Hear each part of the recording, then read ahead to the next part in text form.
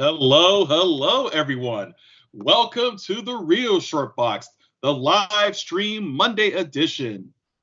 And with my fellow co-hosts here, we have the CEO and president of the Real Short Box.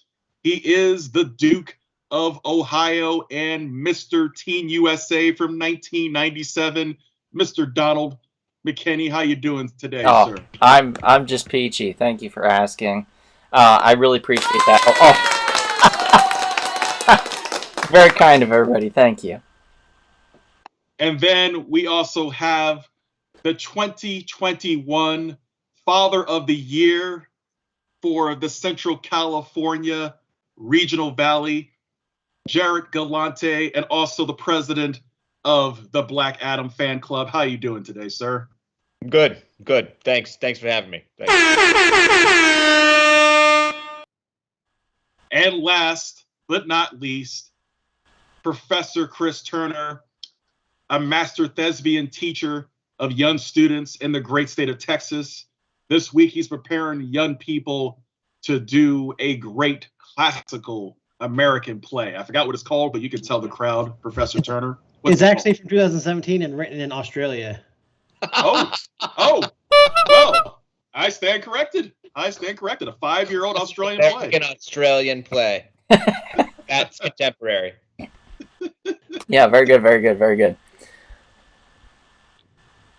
I'm going to do some stuff in the background, Kevin, if you want to go ahead and start introducing what we're going to be doing and stuff. Yes, tonight we're going to be discussing the best actors in comic book television shows. And this is going to be a fun one because God knows there are so many great actors out there, but we had to get it down to 12 people with 4 honorable mentions once Donald is preparing those accordingly. With Thor? Yeah, did I say Thor? Yeah, I think you said Thor. I'm sorry, forgive my fast accent. Thor. Honorable mentions. Although Thor. Nothing wrong with Thor. I'm Thor's Thor. a cool character. I hurt my hand. It's very Thor. Thor. Someone's got Chris Hemsworth on their minds. Dreamy. I see you, Jarrett. You're thinking about those golden locks. Yeah, he's got great tits. Okay. But there's so many choices we had to go through. It's hard. We could be here for like all day talking about like 50 different actors. But like I said, we got to get it down to 12 with 4 honorable mentions. And it's going to be fun. Some of our picks you'll agree with. Some of our picks you might think we're crazy. Some of them you might think, wow, you guys are genius. I never thought about that one. So we got some picks are going to be like, I never even saw that show. This is stupid. I'm going well. home. That's true, too. But the good news with that, once we convince them how good the acting is, they're going to go on Amazon Prime, go on Netflix, go on Disney Plus, go on HBO Max to check out that particular show. Heck, I'm going to check out a couple of these shows that I haven't seen yet because you guys convinced me that the acting is so good. So I think we're going to get some true believers when it's all said and done tonight. For sure. True believers. Some of them are going to be a little tricky because they're transitioning from Netflix to Disney Plus. So timing. I thought this was an Ellen Page discussion.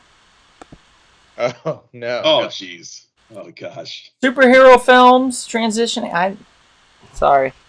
I mean, I think it's over. There. That happened already. Did it? Yeah. Yeah, that was like probably, 2-3 years ago? Serious question, though. The Elliot Page, now that they are Elliot, or that he's Elliot Page, is what's happening is because aren't they doing another season of Umbrella Academy? Yeah. Yes. Did that character die? I didn't see season 2. Is that character gone? No. So, but if he is a talented actor, he can still play the same part. Is that what they're gonna do? I think that's only fair. It's an interesting question. Why would you change the whole narrative of the story in the original comic book form and in the television form based on somebody making a decision about their own life when their performance is the important part? So if that person can put themselves still in that role, which if they are a good actor should be able to, then that character can live on, of course, and should live on. I feel anyway. Yeah. No, I just haven't heard anything about that because they haven't said anything. But yeah. What's that character, guys, from Malibu? That was a transition character. What? Malibu? There's a character for Malibu. We talked about this like years Malibu ago. comic books? Are you talking about what's her name? It wasn't so much that it was a guy that would transform into a female superhero. Yes. If I recall, and I can't remember the name. Jesus, what was the name? Oh, they're gonna kill us. I know they are. Because I remember when we did the interview, we talked about that. How we said, wow, that was pretty, kind of way ahead of its time. Yeah. Yeah. Now I can't think.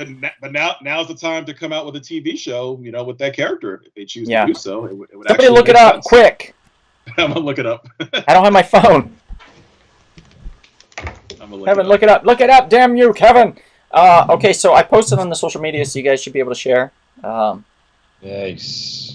And it looks like we've got some people popping in. Hey, Sammy, thanks for joining. Enrique, thank you for joining.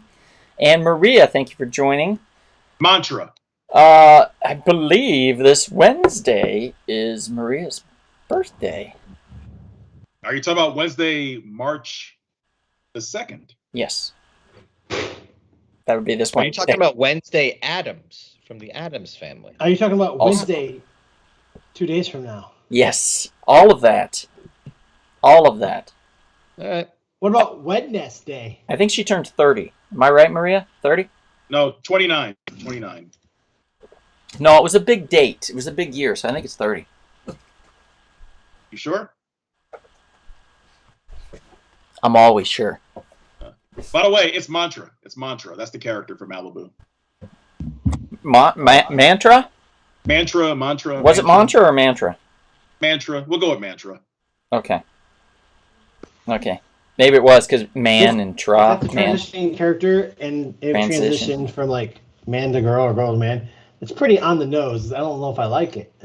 Mantra. That's true. Like the mantra, yes. I'm gonna say mantra. I guess it's better than Manny Tranny. Yeah. That's terrible. That's true. Terrible. You can't call that. You can't say that. That's not. Hey, everybody! My mom and dad's here. Say hi to my mom and dad. Hi, Mom and Dad. Hi, Mom and Dad McKinney. How you Hi, Mom and doing? Dad. I'm not calling them that. I'm just saying I'm glad they didn't go come up with that name. Is all I'm saying. Yeah, that's true. That'd have been terrible. Been appropriate at the time. They would have been okay to. They would have gotten away with it. Those pesky kids. They would have gotten away with it if it wasn't for that. Yeah, right. Hey, Gabe, thanks for joining. I always love when they say that on that in the Scooby-Doo cartoon. Always crack me up. Would have got away with it. It wasn't for you pesky kids. Now in the 21st century, they wouldn't say it that way, Jarrett. He would have said something else. I would have got away with it. It wasn't for you snoopy motherfuckers. Were we on time today? We were pretty much on time today, which is kind of amazing for us. That's true. I must say. Here we go. Ready? We're on time 65% of the time. For those just joining us, yes, we're going to be talking about best television actors of comic book films. Oh, yes. Or comic book adaptations. We did this for films, and now we're doing it for television. So strap in. Yes, unfortunately, I was not able to fit Ninja Turtles into this one because the only live action version of Ninja Turtles was the worst TV show ever created. It did bring us Venus de Milo, though. So there's that. We all did pick the full cast of the Inhumans TV show, though, right? For best actors. Well, they deserve a special Emmy. They deserve a special Emmy. I did the Inhumanoids. Humanoids, nice. Oh, that was a great cartoon. Yeah. Well, that actually was a rule. We were actually debating whether we did voice actors because some voice actors just nail their characters, but we decided to save that for another time. Audio pod or another one. So these are live action. Right. Do we want to get into our honorable mentions? I think we should. Let's go with you first, Jarrett. Okay. Donald, you got mine? I mean, I'm working on it. You got to get to the file, and then there's the name on the file, and then I got to find that. And this is a lot of work, guys. I mean, It's not It just like is. something I can It do is. in 2 seconds. Although I try to make it easier, but I know sometimes I don't make it easy. I know Jared had an honorable mention here somewhere, but I don't remember the where because I can't see. I believe his honorable mentions There from a we go. special HBO Max show. Am I right, Jared? It's up. Yeah. Mr. Freddie, I don't know how to say his name right, if it's Stroma or Strama, but he plays Vigilante on the what is it on? Peacemaker. HBO Max Peacemaker show. Don't want to, I mean, some of these things are going to be, there's going to be some spoilers, so hopefully, you've seen most of these shows, but what I'm going to say is not really going to spoil it, but this character is a comic book character. They did him in Arrow, right? They tried to do him in Arrow. Ugh, badly. Which anything they tried to do in Arrow is you just ignore it. But the character in the comics was kind of a downer. He's like a attorney who by night is a vigilante, and he has no problem with killing, so he's kind of like the Punisher. He's like Daredevil meets the Punisher. But he was like a really dark character. It was nothing like what James Gunn did with this character, and he kills it. He made him this like psychopathic, some people have said he's like Napoleon Dynamite, he's like a serial killer Napoleon Dynamite, which I didn't really care for Napoleon Dynamite, but I love this character. He's absolutely fucking insane and is just a joy to watch. And I've never seen him in anything else. I don't even know what the hell he's done before this, but he is nailing this character. I think he wasn't he in the English show, the in the manor with all the rich people? Downton Abbey? Downton Abbey, yeah. I think he was in like one of those, that one or the other one. The Netflix version. It's Upton Abbey, I think, the Netflix version. You know what? I think the interesting thing about what you said, Jared, is the fact that he came in after the fact, that he was hired after somebody else played that character and quit, and then they had to come in and reshoot all this stuff very quickly. Right. Which Sammy usually says would be a death knell for like a role or a movie or whatever. You'd think, oh God, they're going with like second best, but I don't even want to know who the hell. I don't even care what the other person did because he kills it. Literally. Yeah, something against John Heater, sir? No. Oh, I just don't like Napoleon Dynamite. I didn't get the hype from it. Sorry. It's not my thing. Well. It didn't like you. It didn't. Did you like Nacho Libre? I thought that was fun. Yeah. Nacho! Same guy. Same dude. I like the ice skating one. That was a fun one. Blades of Glory. Yeah, Blades of Glory. That With Will Ferrell. I think you throw Will Ferrell on most things, it's going to be great. Most things. Bench warmers? Talladega Nights. Yeah. Will Ferrell? Everything Must Go is one of my personal favorites with Will Ferrell. And, of course, Alf. I mean, you got to love him in Alf. But anyway, I digress. So we had... Harry Potter. He was in the Harry Potter movies. He played the Prince of Prussia, says Sammy, in Bridgerton. Yeah, Bridgerton. That was the Netflix version of Downton Abbey. Right, okay. Right. Okay, we're going to move on, and since Chris is talking, Chris, what's yours? Mine is Jeffrey Dean Morgan as Negan in The Walking Dead. Oh,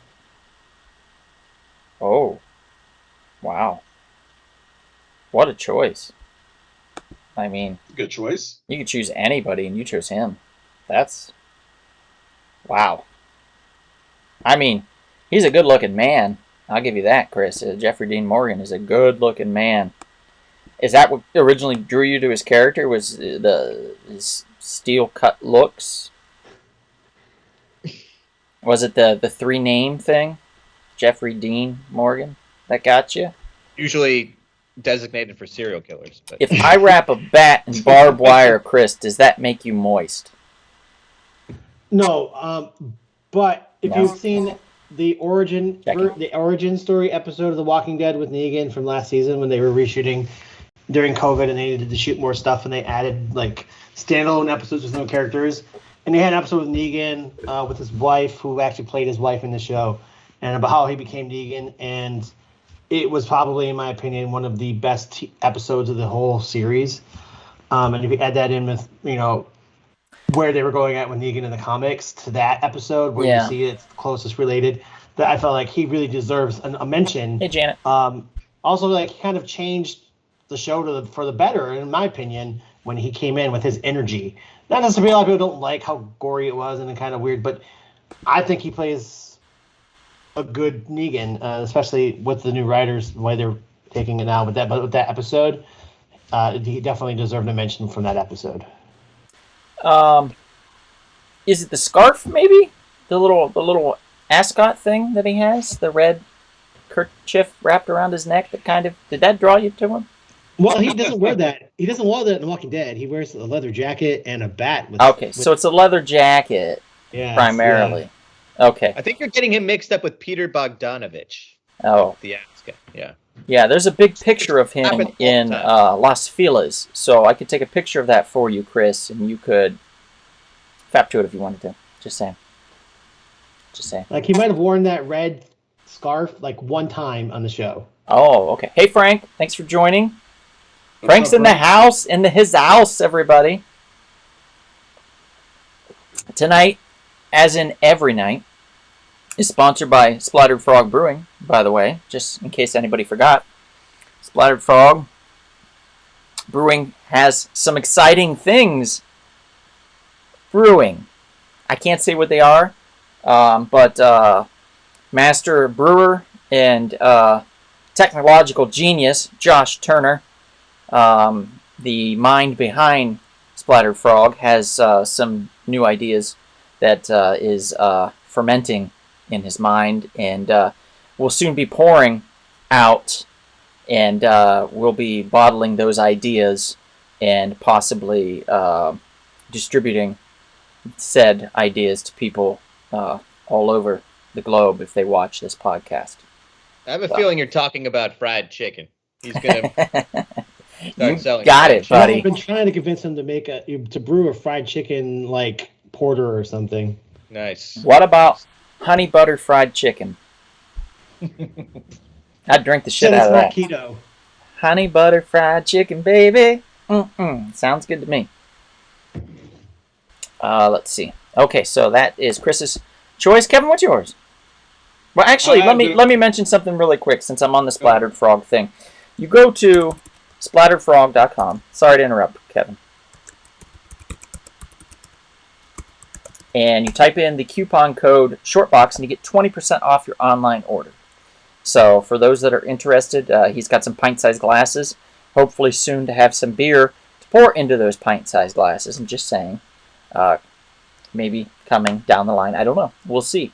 But that's certainly a possibility. And we'll talk about that some other time. Oh, my eye. Anyway, go ahead, Kevin. Sorry about that.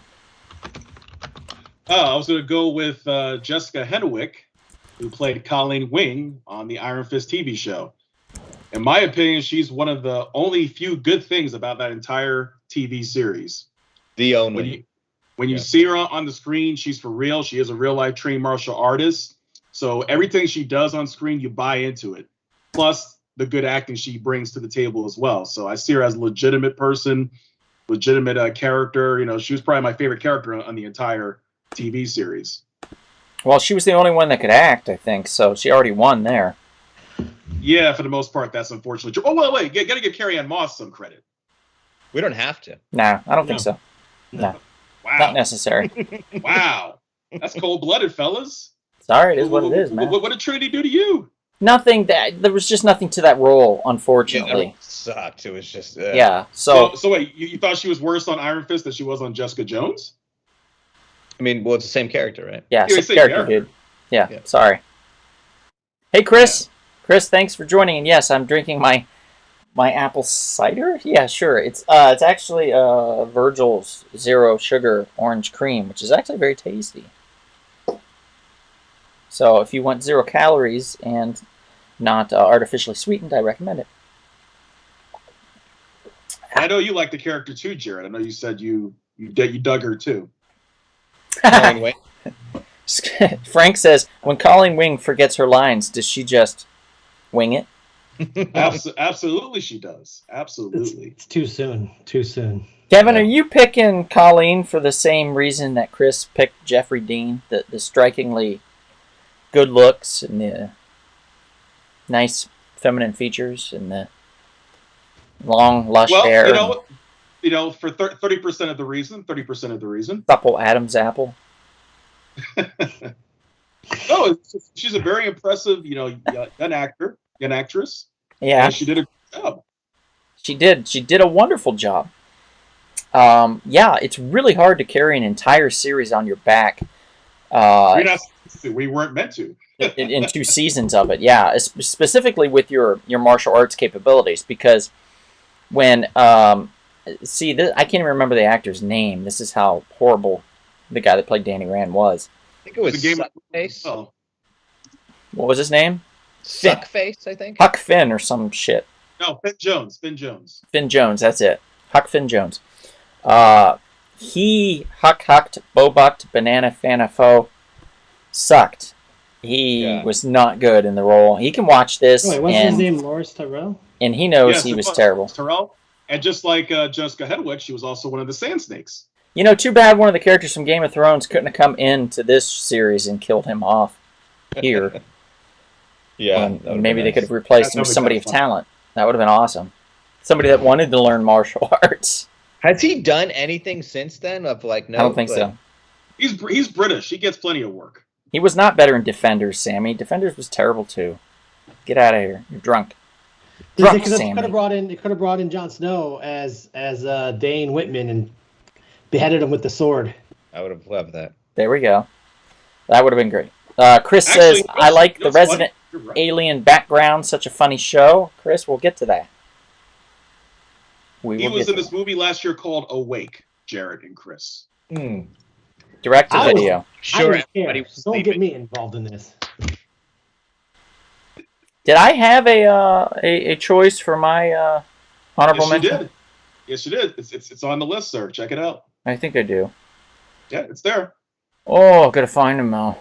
That's a tough one. There we go. All right, my honorable mention is kind of an offbeat one. Joseph Gilgan. Anybody ever hear of Joseph Gilgan? Well, he played in a little BBC series that was very popular on Hulu called Misfits. It's about a bunch of kids that basically were in like after school kind of a reprogramming, reconditioning program that I don't want to say it was like what do they call kids' prison? They call it a juvenile hall. Juvenile hall. Detention. Yeah, I guess it kind of was. It was like a juvenile detention type thing, and he was really cool in that. And then they cast him as Cletus Cassidy, and that's just history there in the making. Well, Cassidy anyway. Cassidy, yeah. I was like, wait, Carnage? No, not Cletus Cassidy. Sorry, I meant Cassidy.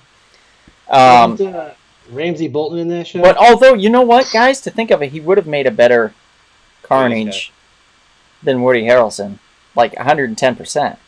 But yeah, so he played Cassidy from Preacher, which is a Vertigo Comics series, and in that, Cassidy is a vampire and one of the Preacher's best friends, basically one of his only friends. And if you guys have seen Preacher, he's really good in it. It's a really good role, very meaty role for somebody with actual acting chops. And Joseph really pulls it off and really makes you believe that A, he's a son of a bitch, B, he's a vampire, and C, he's a loyal son of a bitch. So it's really cool to see somebody that started out in very humble beginnings like that really make it into something so good. And really make that character kind of shine. I thought he was the best part of Preacher. And if you haven't seen it, I highly recommend it. It's a decent show that was on the AMC. It's not perfect. Of course, if you read the comic, there's a lot of differences, but it's very fun. And Joseph as Cassidy is tremendous. So, highly recommend it. And also, I'm going to say right now, he would make an amazing Cletus Cassidy, as I said earlier. So, it was kind of a slip of the tongue, but I think it was a good slip of the tongue, because he would make a perfect Carnage. Perfect. Yeah.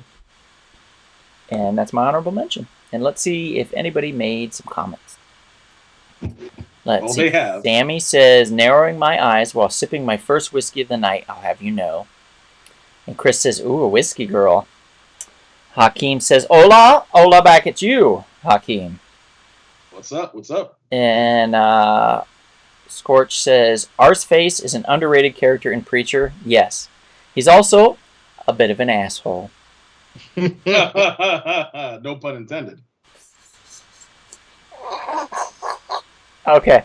So let's get started, guys. Let's get rocking and rolling on this. This is going to be a fun one. We're talking about best actors in comic book television. And, of course, thanks to Splattered Frog Brewing, we can continue to do these live podcasts. So thanks again to Splattered Frog. And also to Half's Hot Sauce. Half's Hot Sauce, if you don't know, is an Ohio-based hot sauce company. Type in coupon code if you go to halfshotsauce.com and you type in the coupon Donald Hiccups, you get 10% off your order. They have such delicious hot sauces, such as Maine Squeeze, which is a watermelon rhubarb hot sauce. Wow. Very delicious. Very. I had it on my egg today. I had instead of a piece of toast, I had a fried plantain, smushed fried plantain as a piece of toast, and I fried an egg on top of it, and then I dashed a little bit of that Maine Squeeze on top, and it's like heaven. So check them out, halfshotsauce.com. Donald Hiccups, 10% off your order. And with that, we'll get started. Why don't we do clockwise?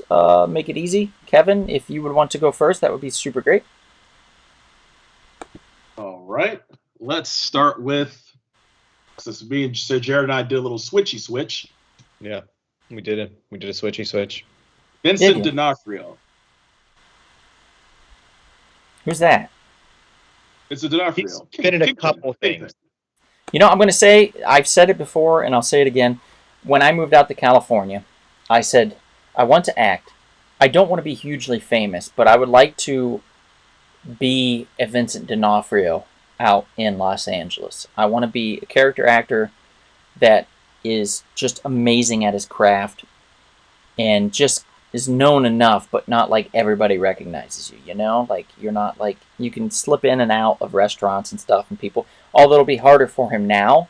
This is probably the biggest thing he's done in his career, which is interesting, but it's also a perfect role for him. Full Metal Jacket was pretty big back in the day. Well, that's what really put him on the map.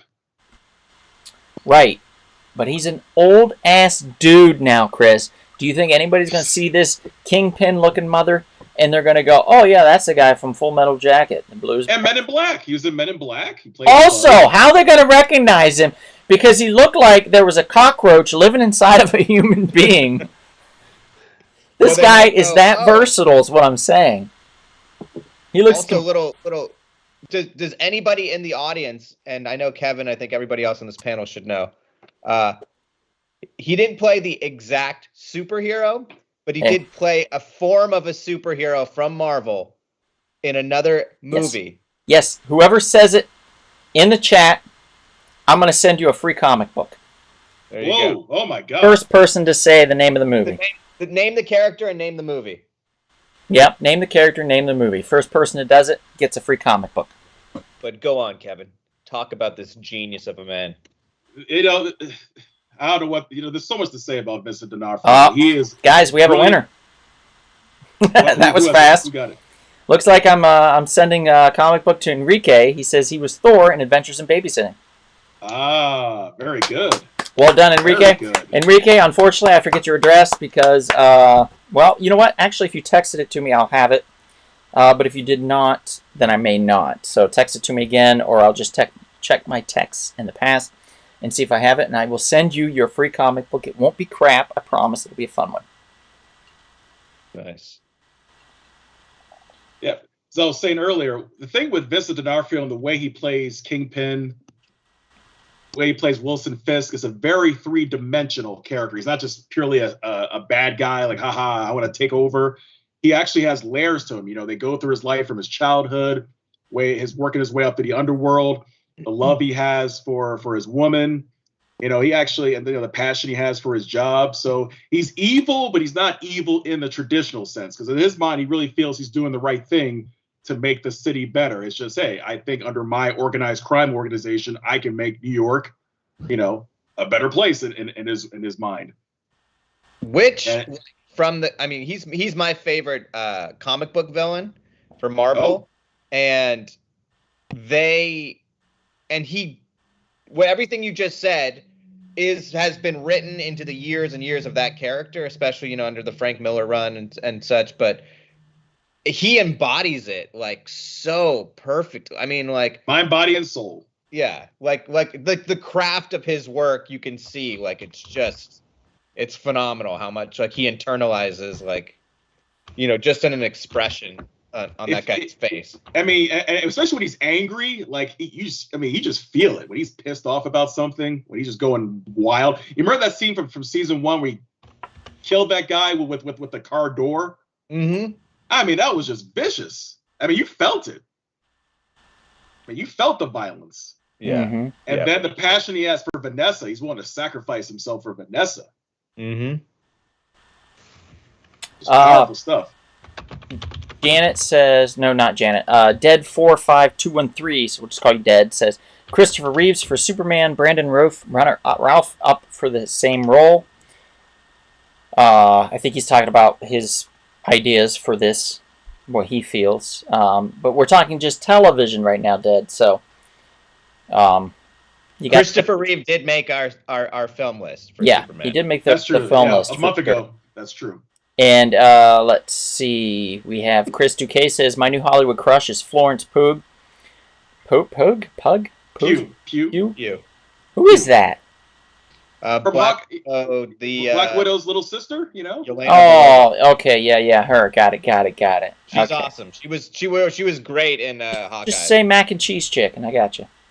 Mac and cheese. He said, I would dig a hole in China for that, or to China for that woman. I guess you could try just digging a hole in China, Chris. Fly to China, dig a hole. It'd be a lot easier, and maybe she would be impressed. Or you could dig in a hole in China, the wrestler. Oh, because she's passed along, yeah, so you definitely could, but that's morbid as hell. Wow, that is Jack. It is. By the way, you should know that she's dating Zach Braff, apparently. Who? So, Zach Braff, that actor, he was on, was it Scrubs, I believe it was? Oh, the New Jersey movie guy? What is it? Yes, that guy. So, Chris, unfortunately, he beat you to the punch. Yeah. All right, so, Chris, let's go to yours. I don't remember who I picked. All right, well, let's go with what's behind behind Kevin there. I knew you'd do that. We got a nice little ditty of a comic adaptation called Resident Alien on the Sci-Fi Channel. Everyone should be watching it. That originated in a Dark Horse Comics Presents anthology comic book series. Rather hard to find, particularly in near mint condition. And if you do, it's usually about $50. I idiotically sold mine 10 years ago just to get some other books. Oh, yeah. I bought mine at the shop at We Can Be Heroes. I got it there last year or something during one of their world famous Wednesday night claim sales. Every Wednesday they do a claim sale from 7:30 p.m. Pacific time till about 10:30 p.m. Pacific time. So check them out. They're on Instagram. I watched the show before I realized it was a comic book adaptation, and then have since went back and checked out the comic book. And I think it is a fantastic adaptation, and I think that Alan Tudyk is my favorite actor in the world. The work that he can do, like how different he is, and how just every second he's on screen, he just pulls you in. And Firefly, baby. And Firefly. And Death at a Funeral, great character in that. And he was even like the bird in Encanto. It's like he does it all. I Robot. He was the robot. Yeah. Does it all. Rogue One, he did that kind of like crazy evil droid, but that like tough droid. It's true. Awesome. He was a sassy droid. He is able to embody an alien and make you believe, as a viewer, that he could be like this alien in this human body, and just he's so awkward. His face and his vocal inflections. It's just fascinating. It really is like a masterclass in character acting, and like now I read the comic and I hear his voice and I see him in the character, and I think it's like, I don't know, a really good translation to page for the character, not necessarily the show, but of the character. He also, and I know I probably said this last week or the week before or something, but he also was asked, I believe by his wife, to help with the opening dance sequence for Peacemaker. So she was trying to figure out how she can choreograph a dance sequence with people that don't know how to dance. And Alan was like, "Oh, I got this." And he came in and helped them figure out how to do the thing. Wait, his wife was the choreographer? Yeah, I believe so, yeah. Oh, wow. That's Yeah. awesome. I will say this about the show, though. In this season 2, they had an episode where Alex Borstein was a cameo, and she did a very good job of mimicking Alan Tudyk in this character. Oh, wow. So I feel like Alex Borstein, she does a really good job too. Really, I haven't gotten to that, so I'm excited to watch that episode. Yeah. Trevor says, wasn't he the pirate guy from Dodgeball? Yes, he was, Trevor. Yes, he was. And something, uh-oh. Alex Panketta in the house, everybody! All right. What's up, Alex? Thanks for joining. I know it's late for you. Appreciate you, buddy. Got some exciting stuff going on. We are still talking about Alan Tudyk in Resident Alien. Now, I believe his relationship with the little boy is probably my favorite because he really hates the little kid, but also loves the little kid secretly, like really appreciates him, but he also hates the shit out of him. And every time he's like, "I just want to kill you and you're a little shit and I just hope you die," and stuff like that. It's like Dennis the Menace and his neighbor. Yes, exactly. It's the best. Mr. Wilson. Yeah, Mr. Wilson and Dennis the Menace. Exactly. It's great. I love it. Can't get enough. Oh, you're welcome for the air horn, Alex. No problem. All right, so are we done with Resident Alien and going to move on to Jarrett's? Yeah, I'm going to take the one that I did with the switcheroo with Kevin, and that's going to be John Cena. What? So you really did want to taste this? Yeah. Do you really, really, really want to taste this? Oh my God. Okay, if you ever said, "Hey Jerry, you're gonna put John Cena on a best acting list of something," I'd be like, "No, yeah, nah," But so he was great as Peacemaker in Suicide Squad. I loved him in that. But the freedom that James Gunn gave him with this character, like whatever. I just feel like that was John Cena is a funny guy and has a lot more depth to him, and it came out in this show. The show is so fun, and he just knocks it out of the park. He has like dramatic scenes. Obviously, most of it's comedic, but he has so much fun, and you can see it. And he commits to the character so much. It's just awesome. I mean, I can't recommend that show enough. It's so fun. And when he breaks down, thinking about his brother and his dad and that relationship and everything that happened, when he breaks down physically, you believe it. And I turned to my dad at that moment, and I said, "Dad," I said, I think John Cena's amazing in this.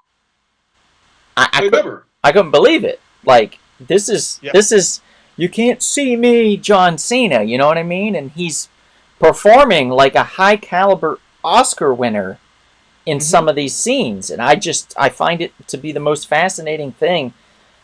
He might, hear me out, he might be a better actor than The Rock. Ooh, I agree. And even more so than Hulk Hogan. Because you see, The Rock is charismatic, but he just plays The Rock. Yes. Right. Yeah, Cena's actually playing a character in this. Yeah. And it's, I mean, he just knocks out of the park.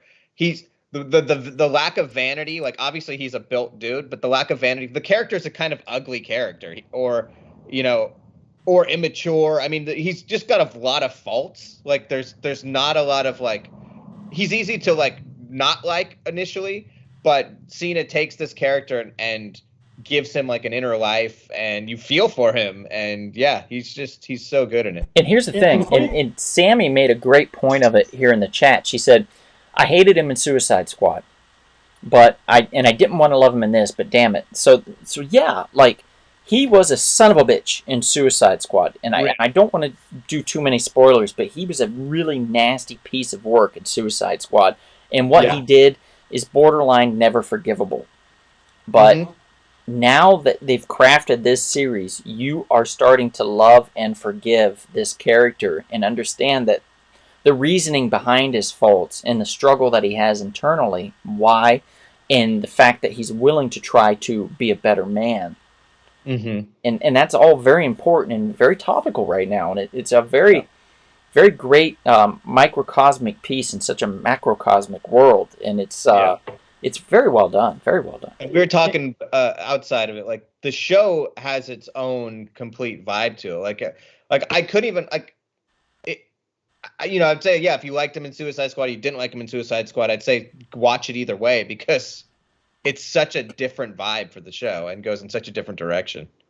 I mean, just watch it for Killer Shark alone, or King Shark. King Shark. I'm never going to get names right tonight. That's just my thing today. And in my opinion, Peacemaker has what I think is the greatest pet in all of TV. So equally is, yeah. And the best opening of a show I've seen maybe in forever. And by the way, Kevin, if you want to look this up, please feel free to. But Eagly made his first appearance in a comic book within the last 2 weeks, I believe. Yeah, it was in that Valentine's one. Yes, thank you. It was a DC Comics Valentine's Day special. It was like an $8 book, and Eagly first appeared officially in that comic book. So those of you that are speculating and wanting Eagly's first appearance, Trevor, I know you're listening to this, that is the book that you'll want to get. And I believe We Can Be Heroes had it in their last claim sale. It didn't sell. At least I think one of them sold. They had two, and the other one was still available as of the last time I was there. Nice. All right, so I'm going to bring up my first comic book character, and this is an easy one, guys. Whole New World. That's the name of the book, I guess. The Whole New World. Whole New World? For Eagly? Maybe. I thought it was a Valentine's Day special. No, it's a Valentine's book, yeah. Yeah. Oh, okay. I'm pretty sure it's a Valentine's book. I'm going old school, guys. I'm going like 94. I'm going Terry Hatcher as Lois Lane in Lois and Clark, The New Adventures of Superman. Now, I know I mention this all the time with Pa Kent coming to the ArcLight where I used to work, and me just calling him Pa Kent and tormenting the hell out of the poor guy. But Terry Hatcher would come to her fair share of ArcLight screenings as well. And I won't say that I followed her around, but I was maybe peeking behind a few popcorn tubs occasionally to get a look. You know what I'm saying? Like, that kind of thing. But yeah, Terry Hatcher, I always found her to be, in this role, very strong. She just oozed charisma and strength. I think were the two things that I always felt with her character as Lois Lane. And with good reason. Because she was very charismatic and she was very strong as Lois Lane, but she is as a person too. If you've ever met her in real life, she's exactly that. But what I've always said about Lois is that Lois is always going to be the better reporter than Clark. She knows it, but as she gets to know Clark, she's less about bragging about that and more about working with him as a team, and then eventually as a lover in a relationship with him, and then as a mother even in a relationship with him as his wife, and the bearer of their children, or child in the comic book world, or in the television world, children. But yeah, I mean, she's fantastic. She was fantastic in Lois and Clark.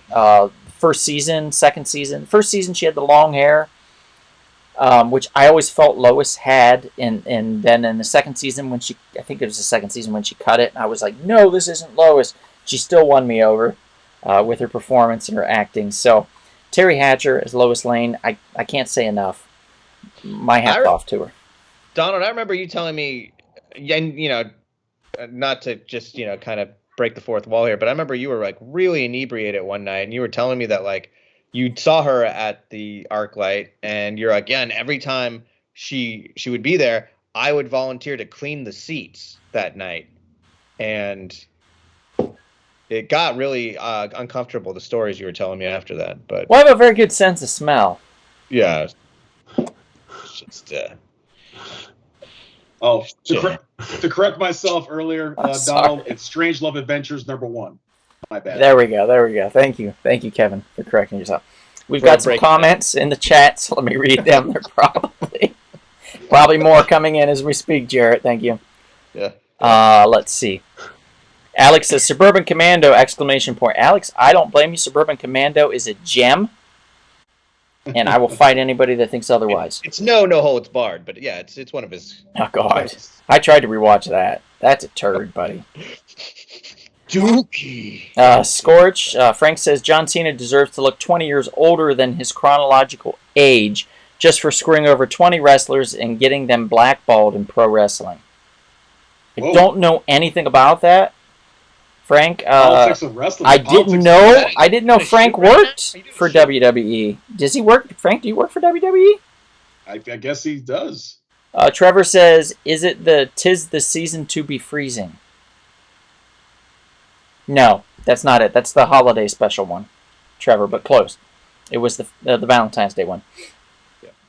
Alex says, they're real and they're amazing. Oh, Mesquite, spectacular is the line. I'm not sure what that was referencing, but Misquote, not mesquite. Oh, misquote. Oh, Jesus. Okay. All right. Sorry, I was reading it fast. Sorry, my apologies. Frank says, I like that Terry Hatcher played Lois Lane's mother in Smallville. Mm-hmm. And did she? Oh, I didn't know. I honestly, I never watched Smallville. I watched the first season. It was trash, and I never went back. Too many meteorite rocks giving everybody powers. Seraphin King says, what about Chapulin, Colorado? What about it? Good question. Is it nice there? Alex says, Lois is only a good reporter because Superman always bails her out when she's about to get herself killed. Disagree strongly, sir. Janet says, Donald's favorite. Yes, Janet knows very well my love for Terry Hatcher. Why? Ew? Come on, Sammy. Get life here. What's wrong with you? I am a super fan. Terry Hatcher on Seinfeld. What? I love Smallville. Oh, sorry, buddy. I wanted to. Does it get better after the first season? Because it was so bad. Yeah, it does. It gets way better. Lois Lane that they introduced to the show made it a lot better because she was really good. Seraphin says the greatest Hispanic superhero. Well, wasn't that? I mean, I thought we all agreed that was Vibe, yeah? Oh, God. No? Zorro, perhaps? Go figure. I didn't know John Cena was... thought he was just a white dude. But Terry Hatcher was in a video recording as Lois Lane's mother. Lois watched the VHS of her dead mother. Oh, that's morbid. Okay. All right. And it's awesome and fun. Okay, sure, Alex. I'll believe you. I don't know if I can do another 9 seasons of that show. I don't know. That's an investment in time, buddy. Okay, moving on. Kevin, your next one. All right. I'm going to go with someone who is very similar to Vincent D'onofrio's Kingpin. Going with Mahershala Ali, Cornell Cottonmouth Stokes. Yeah, he was great in that. In Luke Cage, season 1, right? Oh, yeah. Unfortunately, really the first half of season 1 of Luke Cage, for those who have seen it. Yeah. It's the disappointment of why they got rid of him so quick. Yeah, it doesn't make any sense. The series really took a shit after he left. Yeah, I mean, he has such class, sophistication, charisma playing like the villain at that point. I mean, you check him out at the club that he ran. He has like Godfather vibe to him, that Don Corleone thing going on. I mean, he was basically the Godfather of Harlem. He was a powerful figure that you had to respect. Even Luke Cage had trouble trying to rattle him and try to, take him down. he's just a really cool villain, like someone who's just smooth and just slick and just his acting. Mahershala Ali's acting is the way he embraced the character was just magnificent. And I thought he would have been great if he was in the Defenders with Vincent D'Onofrio's Kingpin and not the silly stuff they did. Oh, the goddamn hand stuff, man. Yeah. Die. Yeah, that was stupid. But imagine you brought Cottonmouth and Kingpin and a couple other villains together. Oh, like say Kilgrave was still around. Can you imagine bringing those guys together against? Yeah. Oh my God. Yeah. That would have been great. That would have been so awesome. But unfortunately, no one thinks like us. No one can write a story like us. So we missed out on what could have been a hell of a Defender storyline. It's true. Mm-hmm. And Jared, I know you second what I just said. I know you love the character of Cottonmouth. He brought it. Yeah, he brought. And who's the actress that played Black Mariah? It's not Viola Davis, is it? No, it's I don't know. Like that villain was just so. Like she's an old character actress and she's done a lot, but like that. Alfred Woodard. That's you. Alfred Woodard. Yeah. She's done a ton and she's been great, but like that. It was her. She just didn't like connect with that role, man. It's just. And if anything, her character was annoying. Her character was annoying. Yeah. Yeah. Hey, Marique, thanks for joining. What's up, Marique? Janet says Marsala was very fun to watch. I like every episode of Luke Cage, but it would have been great to keep him around longer. He's your arch enemy, Kevin Cage. Scorch Frank says the most disturbing scene in Luke Cage is when they had to boil him in scalding hot water. Yeah. Well, they had to make sure his eggs were done. And so here I have an interesting question about him as an actor. Is he the first character? Is he the first actor to play two characters in the same MCU? Oh no! It's funny you mentioned it. Alfred Woodard, if you remember, was in Civil War, right? But she played a different character. She was like the mom. Let's not even talk about like Chris Evans. Yeah, but MCU though, was it? I mean, the Fantastic Four wasn't MCU. Not yet. Now it is officially, but not yet. It wasn't in the MCU yet. A different Fantastic Four, but true. No, but Alfred Woodard and that's funny, and him are going to be different characters in the MCU. Trevor says, my girl and I just finished Daredevil before it leaves Netflix. Have you guys heard anything about where the Netflix Marvel shows will go next? I think, Chris, you answered that. Disney Plus or Hulu? I'm pretty sure they did talk about, they announced it last week, Disney Plus. It's going to Disney Plus. Okay, good. And Trevor says, when?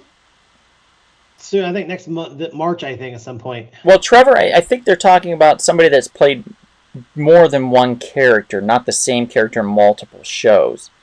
Rosario Dawson definitely did play the same character in multiple shows, but that was on purpose.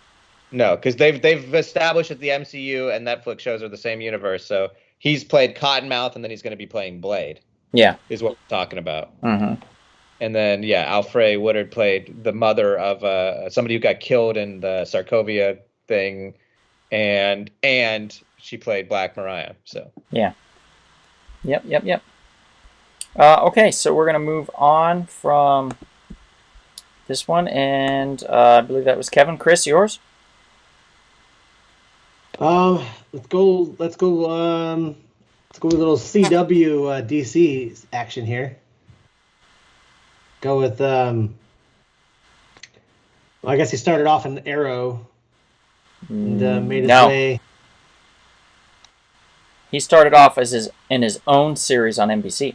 On CW, I mean. Oh, okay. Well, if you don't want to talk about the first one, series, which actually I just went back and rewatched, and I love it, by the way. But because of the CW shows, it made me fall in love with this character. Anyway, we're talking about Matt Ryan as Constantine, from two different networks. Managed to play the same hero on 3 different shows. Kind of amazing that the fans loved him so much, and got behind him, and that the networks were like, "Yep, sure, why not?" I mean, they love him so much that now he's still on Legends of Tomorrow as a different character. Really? Yes. Wow. Who is he playing now? He's playing a Scottish scientist who creates time machine Okay. from the 20s. Is Legends of Tomorrow still going? Yes, it is. Wow. Has not been renewed for another season yet officially, but we'll see. Okay. It is the most fun that the CW will allow on any of their CW comic book shows. See, I'm going to see. They just got forced to retire, so we'll see what happens. Spoilers.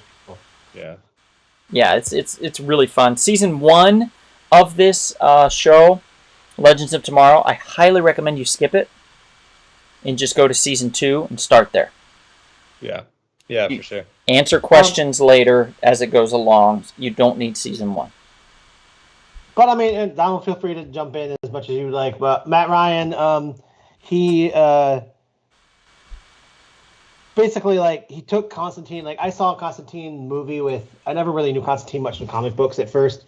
But I knew Keanu Reeves Constantine, and then which I knew, Alex says played him better.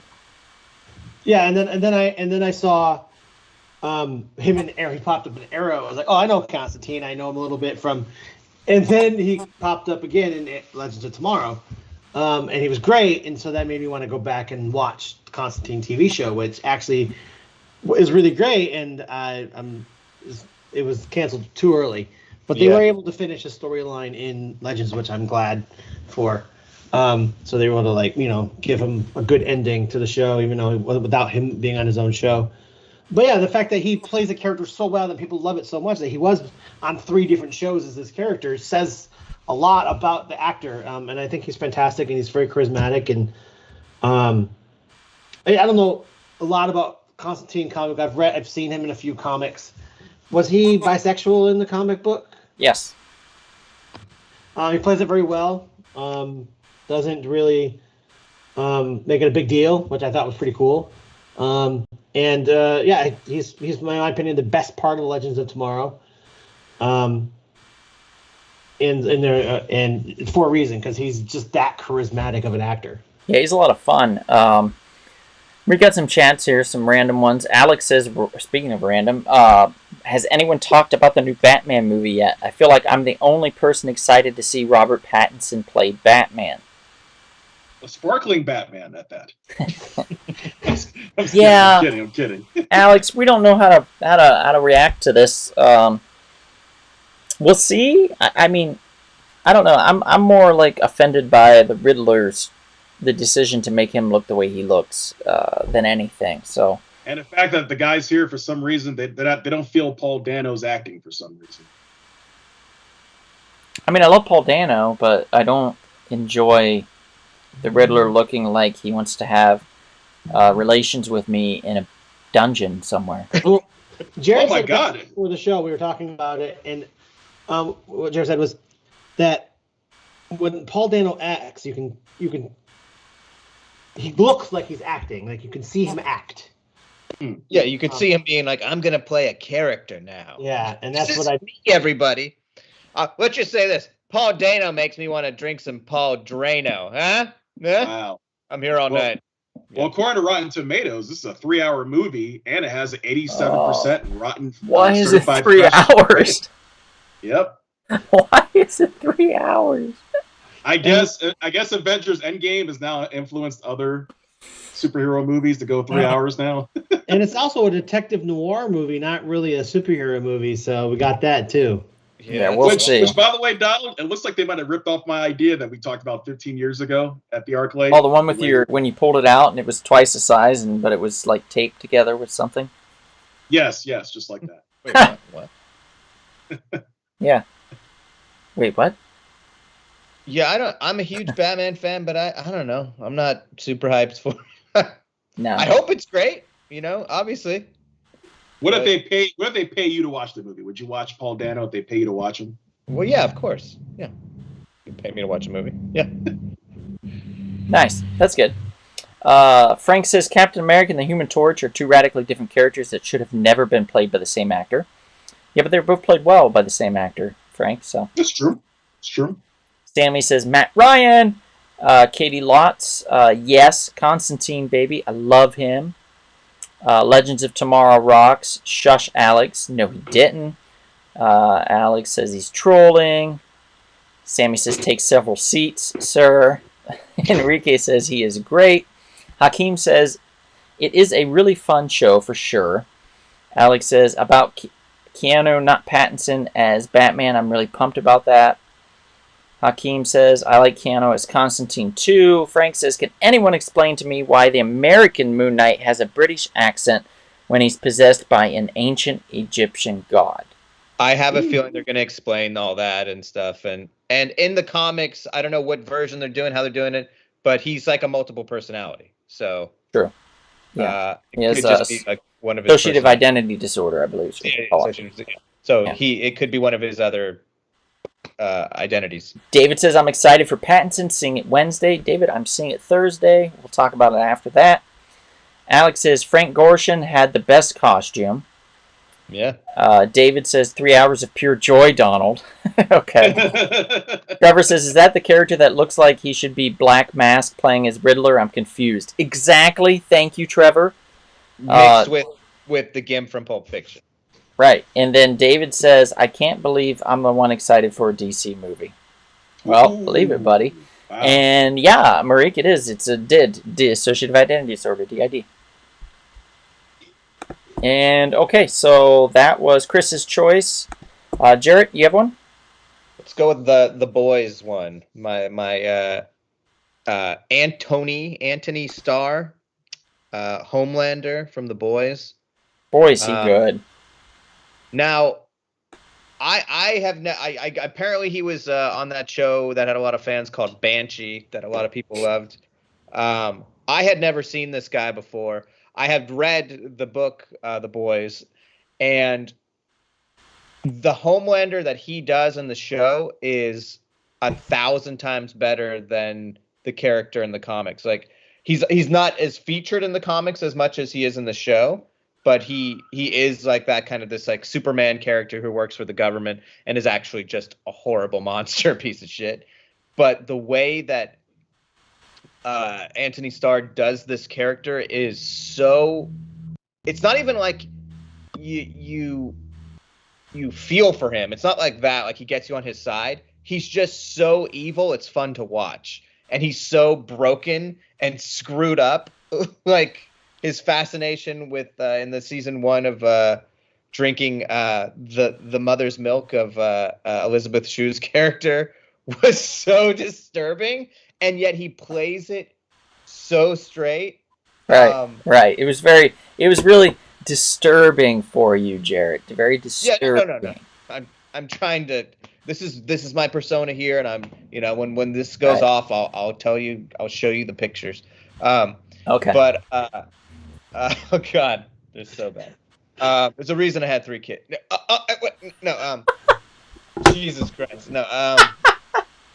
But the scene too, a little spoiler, but like where he's having sex with the shapeshifter, who's actually like a dude, and he's like the shapeshifter's like riding. Oh god, it's so, and he just plays it like.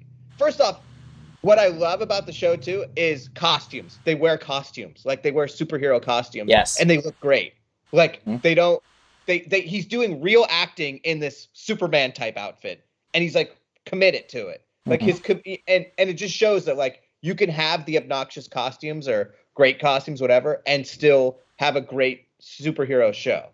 And he's walking around in this like, obviously padded, muscled like, outfit, and he's killing it. Like he's just so good in that role and so just devious and dark and just emotionally screwed up with the powers of a Superman. Like it's awesome. He's so good. Alex says, he's good, but he's no Carl Urban, the coolest Dredd. I don't know, man. Stallone was pretty good. Just saying. David says, good call for you, Jarrett, on his acting and capabilities.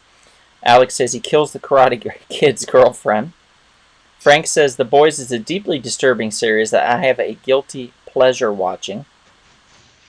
Yeah. Well, it's supposed to be. I mean, you should be disturbed. Like, yeah. And Dead says, very fun to watch and too OP to be taken care of through conventional means. Great performance. Carl Urban, definitely the best Dredd, says Dead. Dead, have you seen the 95 Stallone film. I am the law. I am the law. Featuring the greatest villain of Dread, Armando Sante. That's right, Armando Sante. That's right. Come on, guys. Need I say more? Was Leah Headey a better... Was it Leah Headey, right? Leah Headey? No. Yeah. Was it? Was she a better villain than Armando Sante? I think not. So she's a better villain on Game of Thrones than she is in that movie. Yes, Alex. I am the law. I am the law. Yes. Yes. The best. Okay, so that was Jarrett's choice, and then I'll go to my second choice here. I'm going to go with Aidan Gallagher from the show. What show am I talking about? He's that magician guy with the watermelons. Yes, that crushes the watermelons. That's the guy. Yeah. You got me. Yeah. You got it. The Umbrella Academy. Aidan Gallagher playing number 5. And the reason I chose this is this kid, while probably a little older than he looks, is still a kid, right? Yeah. And he acts like the most adult person in every scene, in every room that he's in every scene, and just brings this gravitas to this role of number 5 that I have never seen out of a child actor, out of somebody of his age, do so well, to the point where everything he says I want to naturally believe. I mean, because this kid has seen the end of the world and gone back in time to try to save it and all of his brothers and sisters. It's an amazing acting piece, just from an acting standpoint alone, let alone the fact that he's the spotlight, the highlight in such an ensemble cast, in such a great Netflix series that surprised the shit out of everybody. Totally, I mean, this made a random-ass rocker dude's comic book series huge in the eyes of everybody. This comic went through the roof because of these performances, and Aidan's no exception. He was fantastic. Every time he's in a scene with anybody, he's always the better performer. He's always the better actor. He chews it up. It makes you want more of his character. It makes you want to follow him. The fact that he fell in love with a mannequin and is deeply disturbed when this mannequin is hurt in any way, because this was the thing that he attached himself to, because he's a child, technically, and alone in the world in the future, and that was his way of not breaking him down mentally, and it just works so perfectly. Fantastic work, and I can't say anything bad about it. I think he was wonderful. Let's see what we got here in the chats real quick, and then we'll see what you guys say about his performance as well.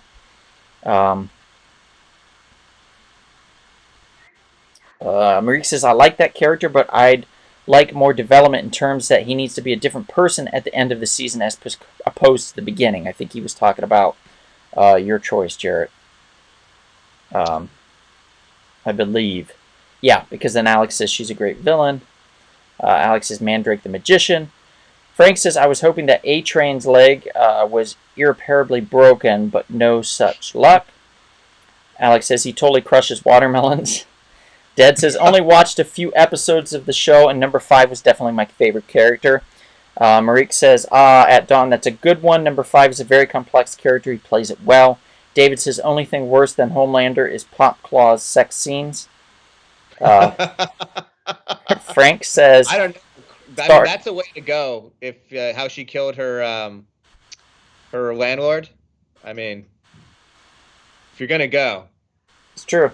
It's true. If you're gonna go, I guess you go out in style. Frank says, sorry, I'm really late. No problem, Frank. We're just talking about number 5. And then, yeah, that was for Homelander. Yeah. Okay, that's what I thought, Maric. Thank you. But yeah, guys have any opinions on number 5? What you thought? I agree with you. I was actually thinking about that. When I was watching season 2, I was just like, these characters are great, are all really great. Most of them are unknown that we really haven't seen on TV. A couple of them have. Like you got Elliot and you got the other big guy, the monkey guy. He's in some stuff, but for the most part, you don't really recognize these people. He was And yet in you have Merlin. 5 seasons, Merlin. Just saying. That's what it was, Merlin. I knew it was a show. He played Percival, yeah. But then you have this kid who's playing this old man, but he has a kid, but is like an old man, and he's just like stealing the show from everybody. And I was thinking and I was like, this is what makes the show great, is that you're giving like all these unknown actors a really great chance to shine, and they're taking it, and they're really going with it. And this kid really ran with the material. And second season, I think, was the better season out of the 2 seasons, and they all really went with it. And I think I just finished season 2 like 2 weeks ago, and I was thinking that with this character. And you're right, Chris. It is interesting that they chose so many unknowns for this, because when Marvel, or DC does it a lot too, actually, but Marvel seems to gravitate towards names when it comes to their television work. They want to have established names, people that have a following already. DC will take chances with Grant Gustafson, or whatever his name is, the Flash, with the guy that played the Arrow, and so on and so forth. Legends of Tomorrow, taking a chance on Brandon Routh, even though he had technically failed as Superman in Superman Returns, and then bringing him back as the Atom and seeing what he could do for that. So DC takes a lot more chances, but Netflix really just kind of nails that home then and says, you know what, we're just going to go with a bunch of people that no one knows at all, not even a little, and see what happens. Mm-hmm. And magic, apparently. Unless you're talking about Jupiter's Legacy, and in which case... Yeah, but see, that was known actors. That's the difference, too. Like, you got these known actors, and just chemistry's not there, and the script's not there. And the beards aren't there. Yeah.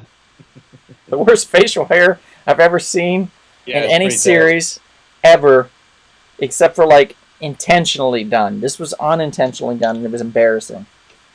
So, yeah, Netflix kind of dropped the ball on that one, but in Umbrella Academy, they really knocked it out of the park. So that's my choice. Kevin, what's your next one? My next one is the Olsen, the person who actually surpassed her older twin sisters, Elizabeth Olsen, Wanda Maximoff, Scarlet Witch. You got it, dude.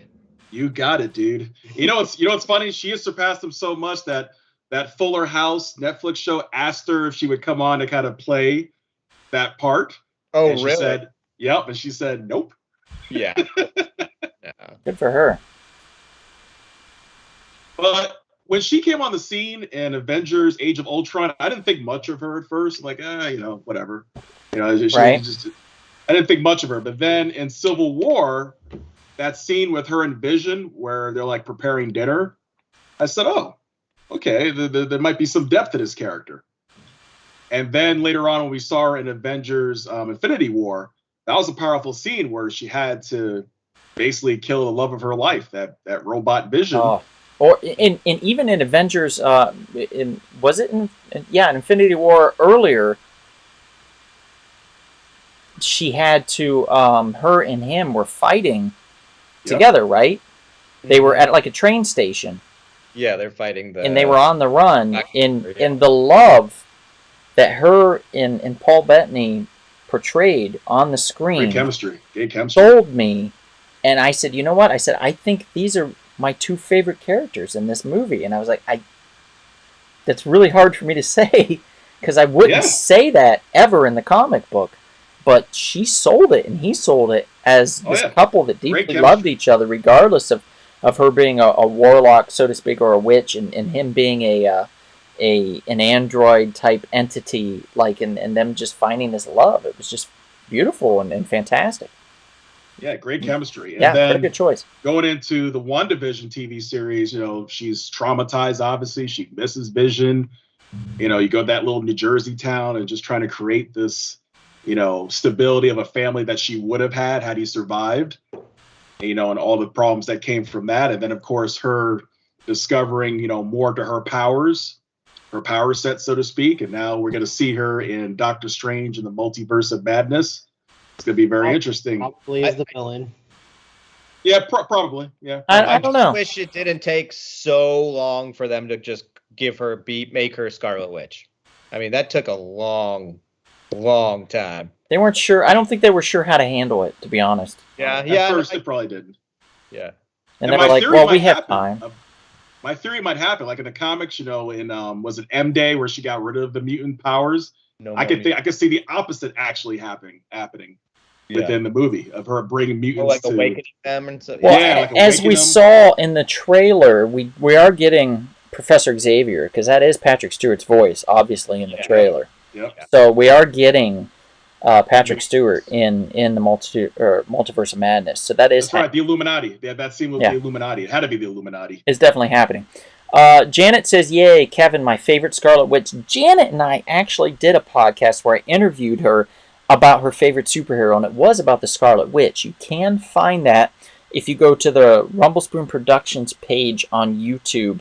It's only a few months old, and it is my favorite superhero, the Scarlet Witch, that you can find where I interviewed Janet about that, and we talked in length about why and how, and all the ins and outs of the actual character of Scarlet Witch herself.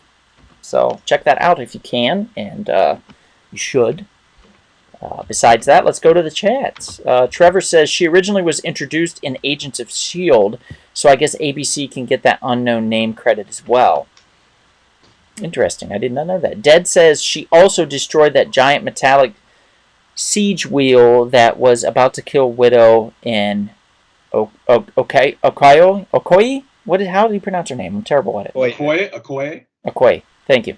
Hakeem says, she definitely pulled off Scarlet Witch very well. I'm a huge fan. Sammy says, she showed loss and trauma, how everyone grieves differently, some with crazy destructive powers. And Janet says, Jarrett agreed Scarlet Witch should have been in the first Avengers instead of Black Widow. Trevor says, to be honest, my favorite character from that show was Catherine Hahn. Sammy says, some people think Captain Carter too. Frank says, loved Wanda, Vision, and can't wait for Doctor Strange Multiverse. And Chris agrees, Catherine Hahn is my other celebrity crush. Aw, Chris. Okay, so we're going to move on then, Chris, since you have a celebrity crush. What's your next celebrity crush, sir? Well, I mean, I'm about to talk about a woman, but she's not my celebrity crush. Right. Sure. However, she does have a lovely singing voice because she sings in Encanto. And we're talking about a lovely woman from many a hit show. We got Orange is the New Black, major hit, and of course Doom Patrol. We got Diane Guerrero. She is fantastic in that show. That's the hard show because everybody's fantastic in that show. We had a discussion because part of the problem with being able to talk about people in the show is that half the cast is voiceover. Yeah. And so we had, who do we pick that's an actual actor? And she plays many different Crazy Jane versions of herself. And she's great in all of them, and she really puts on an acting clinic in this role. I don't know Doom Patrol from the comic books. I've never read the Doom Patrol comic books. I know some characters, like I know there's the guy with the Tyrannosaurus Rex and the fruit and all that stuff was in the comic and all that type of stuff. But vegetable, mineral, and something man. Yeah. Mm-hmm. But I know that. In my opinion, Doom Patrol is the best is the best superhero show on TV. After Peacemaker, but it's up there. And and she really does steal every scene that she's in with acting. Like she is a master actress in this play, in this show. She plays how many different characters, or how many different characters she performed in this series? At least 10, I would say. It's got to be at least 10. I mean, and she's going up against some major actors in the show, like. She's going up with Timothy Dalton. Timothy Dalton, Brendan Fraser, yeah, exactly. And so, and she's like stealing the scene from these people. So, we every single character that she plays is fantastic. So Vegetable, mineral, animal. That makes sense. Julio says Beard Hunter rules. Julio is correct. Yes. I actually picked up the first appearance from Julio of Beard Hunter at one of his Wednesday claim sales, as he does, that I've mentioned earlier, actually, in this show. If you go to We Can Be Heroes on Instagram, every Wednesday from 7:30 p.m. Pacific time to about 10:30 p.m. Pacific time, they do claim sales. It's a lot of fun. It's actually a nice show. Fun show to watch, even if you don't buy anything. And you can find things like the first appearance of Beard Hunter in comic book form, which was a, if I recall, Grant Morrison created character in the Vertigo line of Doom Patrol. A lot of fun. And I believe Crazy Jane as well was the same way.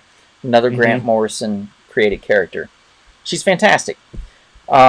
Chris and I aligned really well with this list, and Chris and I's list is pretty much, we kind of share it, because he liked all the characters on mine, I liked all the characters on his, and we were like, well, let's just, split it up and we'll decide.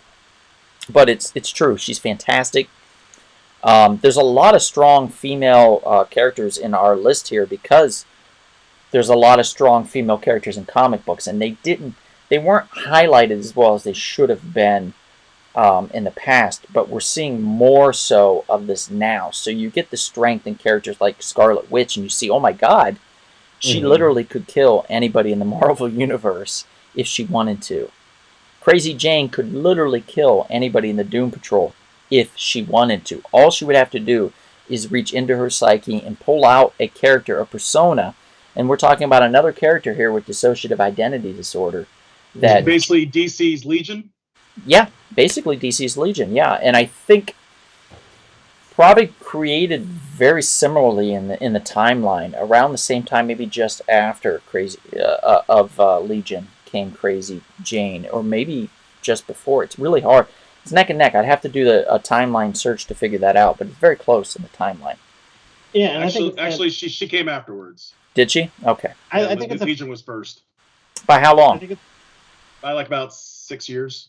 6 years? Oh, wow. That's a length of time. Okay. Yeah, I think Legion was like 80s and mid 80s, and then she was like early 90s. Okay. Trevor says, did Will Smith's Hancock ever get a comic book? Maybe they put one out for that, but he was never a comic book before that. I think that was an original idea. What? Hancock, the series, or the movie Hancock. Vegetable, mineral, animal, says Hakeem. Thank you, Hakeem.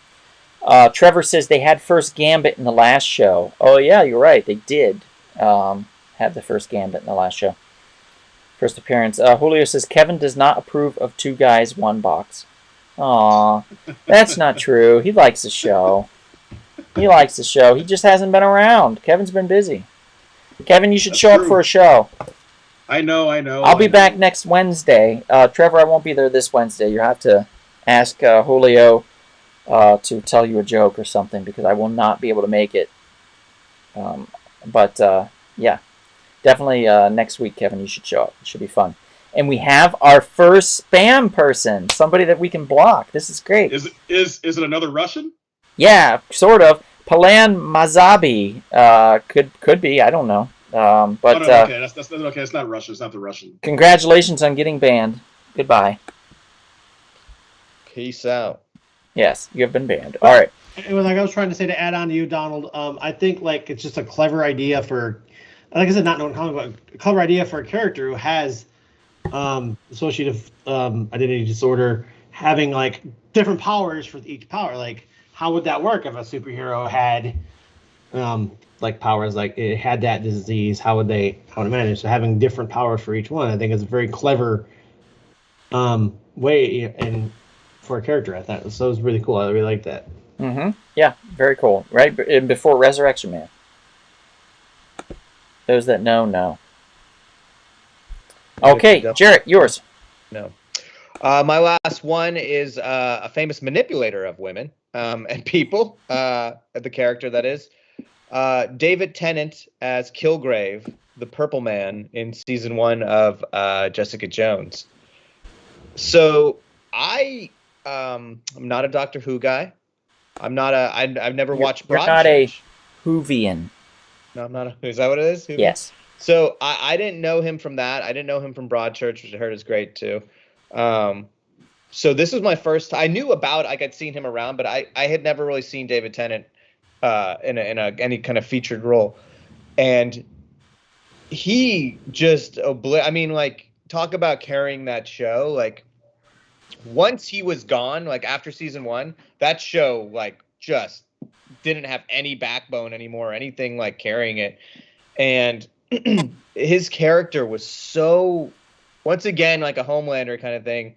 The depth of the character, when at the base of it, he's just a horrible human being. I mean, his power is to control minds. He can make people do whatever he wants. And he manipulates Jessica into a relationship. I mean, it's rape. He rapes her because he's forcing her, against her will. He makes other people do the most horrible things. Jump off buildings, kill themselves with guns.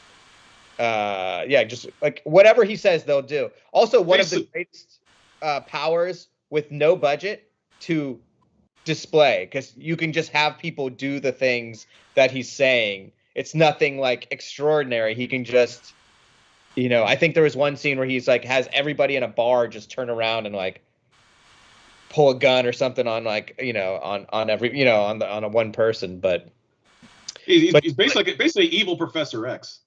Yeah, exactly. He's an evil Professor X. Yeah, and he just plays it so well, and he tries to justify it. He's not just like, I'm an evil cocksucker. He's like, no, like I had a poor childhood, and like I was manipulated, and I'm just doing what's right. And don't you like this? I'm giving you all these good things, like. And it's like, no, dude, you're like damaged, and you're a piece of shit. And he doesn't get it, but you can see some hint of him knows he's an evil fuck.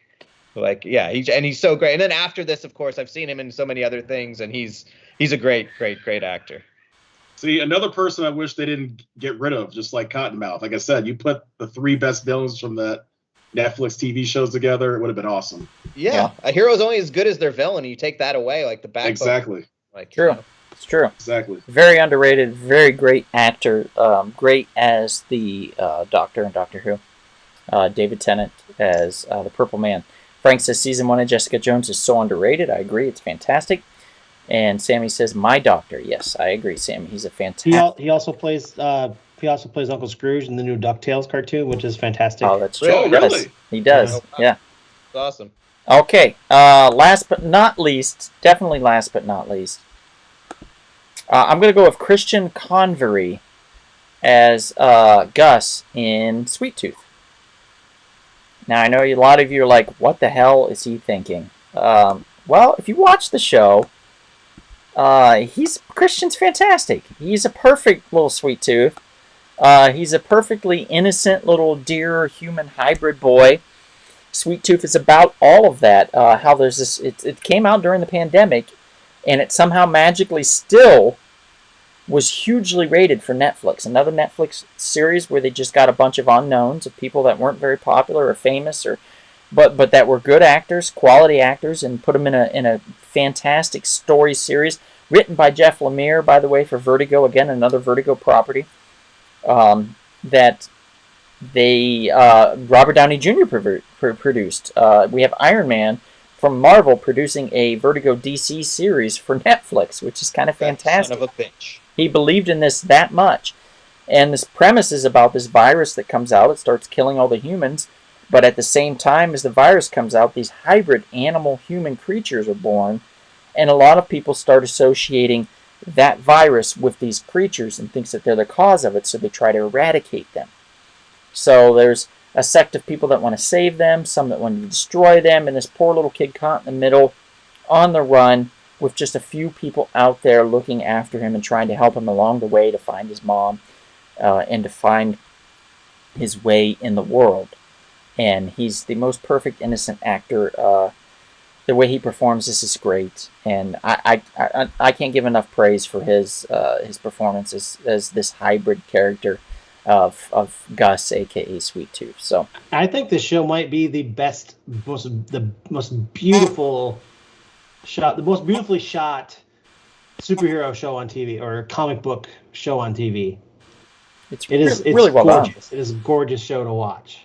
And narrated by James Brolin too, by the way. Really? Well, you guys both sold me on it because I knew it was a comic. I just had no inkling of like, I don't know. I'm not gonna check it out, but Jarrett, I think you'll love it. It's really good. It sounds great. And Maria says, shout out to Big Man. Yes, the gentleman that plays Big Man is fantastic.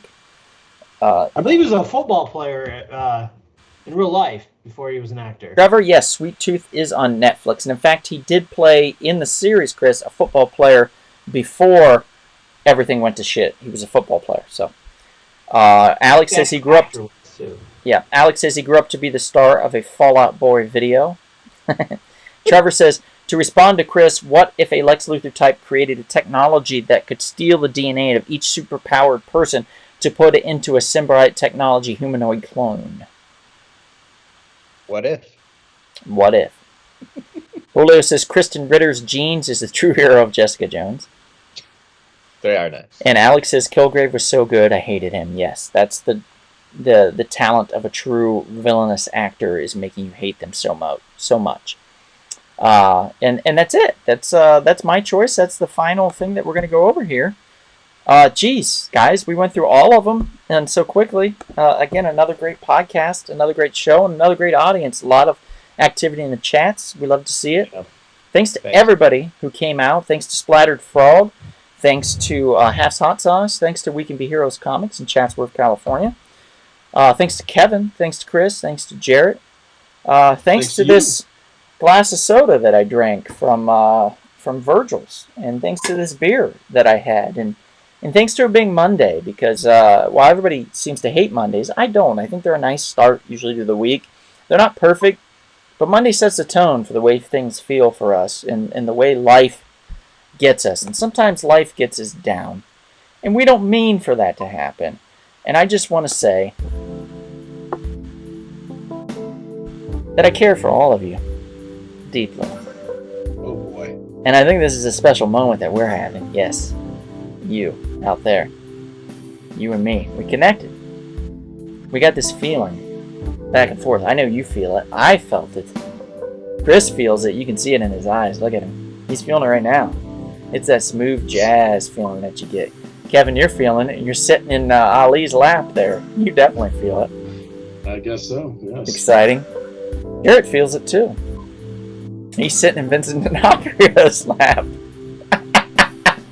And he's gyrating for some reason. Look at him, his body's gyrating. So it is sexy time, everybody. We just want to say that we love you, audience members and participants in the chat, and we can love you the way that you feel that you needed to be loved. And we will try our best to do this every week here at the Real Short Box Live.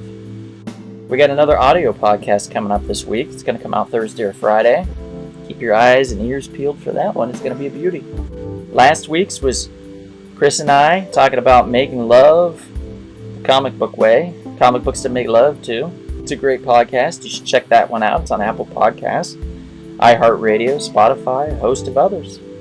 You'll find it to be quite sexy. But with that, my name is Donald. This sexy gentleman over here, Chris. Down below me is Jarrett. And in the corner, Mr. Turner. So with that, thank you for tuning in. And if we don't see you out and about anytime soon, perhaps we'll see you at the faithful, gifted, and always exuberant comic book shop. Good night, everybody. Please leave a like. Take care. I'm drunk.